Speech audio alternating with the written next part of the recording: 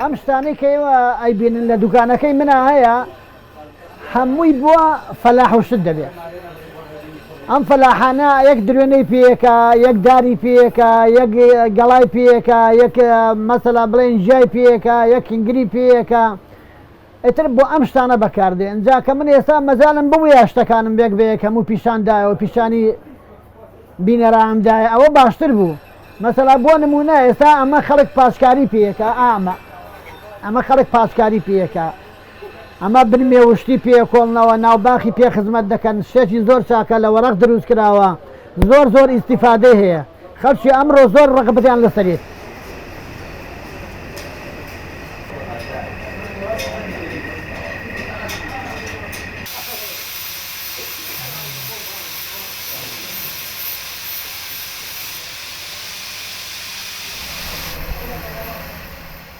ئەم ئیشە لە ساڵی 1920ەوە لە سلێمانی دەستی پێ کردووە لە باپینەوە بۆ ماوەتەوە ناوی حاجی تەهایە. لە ساڵی 1923ەوە خەریکە باپیرم خەریکی ئەم ئیشەیە. من خۆم 27 ساڵە خەریکم. ساڵانی ئیشەکەی زۆر باشتر بوو لە ئێستا بەس ئێستا کردومانە بە ئیشی جوانکاری دروستکردنی چەقۆ و تەوراس و تەور و هەموو ئیشێک ئەکەین ئیشی شەریکەش ئەکەین و ئیشی مەعمەلیش ئەکەین.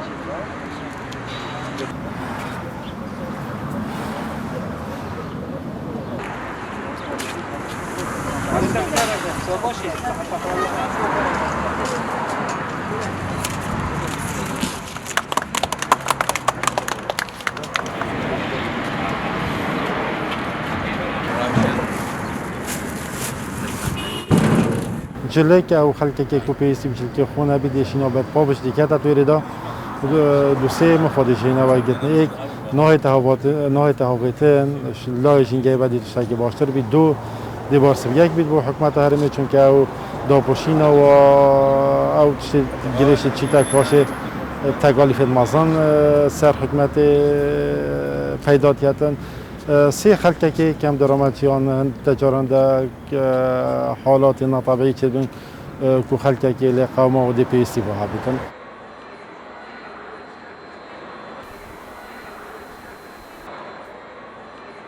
پروژه مفروض بردوام بیتن اداره وصفت یکران انه اوا تعقد که الجل باجروانی دو که کار معم که بجن مؤسسه وی ان جی نبود پوشروانی هلندی عقد ما الجل باجروانی کردستان خواستن دو که مدت 4 سال عند شو كاين فيلا ام تقريبا الصلاصيه ده اف بروجا شو يعني كل بجن شركه كو بتشيكاش بروجا كي مازن كو 4 سال عن شو سرتين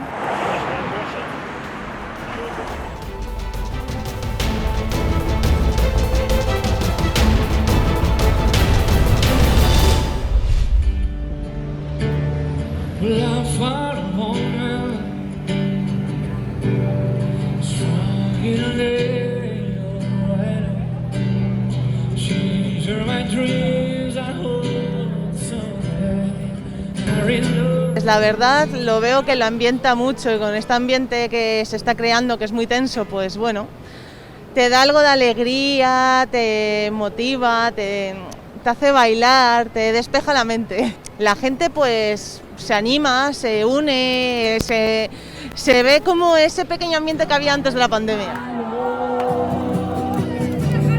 Te envío poemas de 1000 puños y letras, te envío canciones de 440, te envío las fotos en alto e Marbella.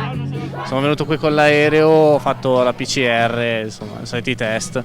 Speriamo che tra poco non si debba più fare niente e si possa viaggiare liberamente. Ma vedo tutti molto tranquilli, molto sereni, è una bella cosa. Mette pace, mette voglia di vivere, voglia di uscire, quindi Madrid è meravigliosa così, è come dovrebbe essere sempre. Tu forma de bailar cuando nos besamos, dijimos que nos gustamos.